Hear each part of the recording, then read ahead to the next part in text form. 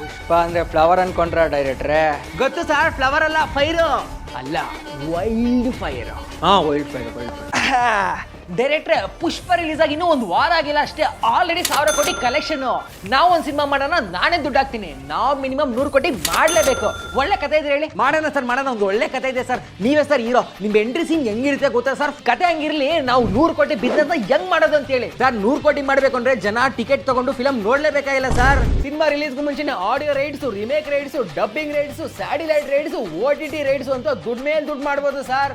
ಜೊತೆಲಿ ನಾವು ಮಾಡುವಂತ ಆಡಿಯೋ ರಿಲೀಸ್ ಇವೆಂಟ್ ಆಗಿರ್ಬೋದು, ಪ್ರೀ ರಿಲೀಸ್ ಇವೆಂಟ್ ಆಗಿರ್ಬೋದು, ಇವೆಲ್ಲ ನಾವು ಮಾಡ್ತೀವಿ ಅನ್ಕೊಂಡಿದ್ದೀರಾ ಸರ್? ಇದಕ್ಕೂ ಕೂಡ ಸ್ಪಾನ್ಸರ್ಗಳು ಇರ್ತಾರೆ ಸರ್. ನಮ್ ಜನಕ್ಕೆ ಸಿನಿಮಾ ಅನ್ನೋದು ಒಂಥರ ಎಮೋಷನ್ ಸರ್. ನಾವು ಹೀರೋನ ಬರೀ ನೋಡಲ್ಲ, ಫಾಲೋ ಮಾಡ್ತೀವಿ. ಅದಕ್ಕೋಸ್ಕರ ತುಂಬಾ ಕಂಪ್ನಿಯವರು ಕೋಟ್ಯಾಂತರ ರೂಪಾಯಿ ದುಡ್ಡನ್ನ ಖರ್ಚು ಮಾಡ್ಬಿಟ್ಟು ಅವರ ಪ್ರಾಡಕ್ಟ್ಗಳನ್ನ ಪ್ರಮೋಟ್ ಮಾಡಬೇಕು ಅಂತ ಹೀರೋಗಳ ಕೈಲಿ ಅವರ ಪ್ರಾಡಕ್ಟ್ಗಳನ್ನ ಯೂಸ್ ಮಾಡಿಸ್ತಾರೆ.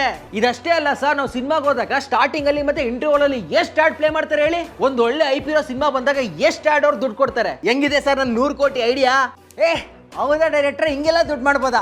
ಹಂಗಾರೆ ಒಳ್ಳೆ ಕತೆ ಮಾಡ್ಕೊಂಡು ನಾಳೆ ಬನ್ನಿ, ನಾವ್ ಈ ಬಿಸ್ನೆಸ್ ಮಾಡೋಣ. ಸರಿ ಸರ್, ಒಂದು ಒಳ್ಳೆ ಕತೆ ಮಾಡ್ಕೊಬತ್ತೀನಿ ಸರ್. ಹೀರೋಯಿನ್ ಜೊತೆ 2 ಸಾಂಗ್ ಹಾಕೊಡ್ತೀನಿ ಸರ್. ನಮ್ದು 100 ಕೋಟಿ ಸಿನಿಮಾ.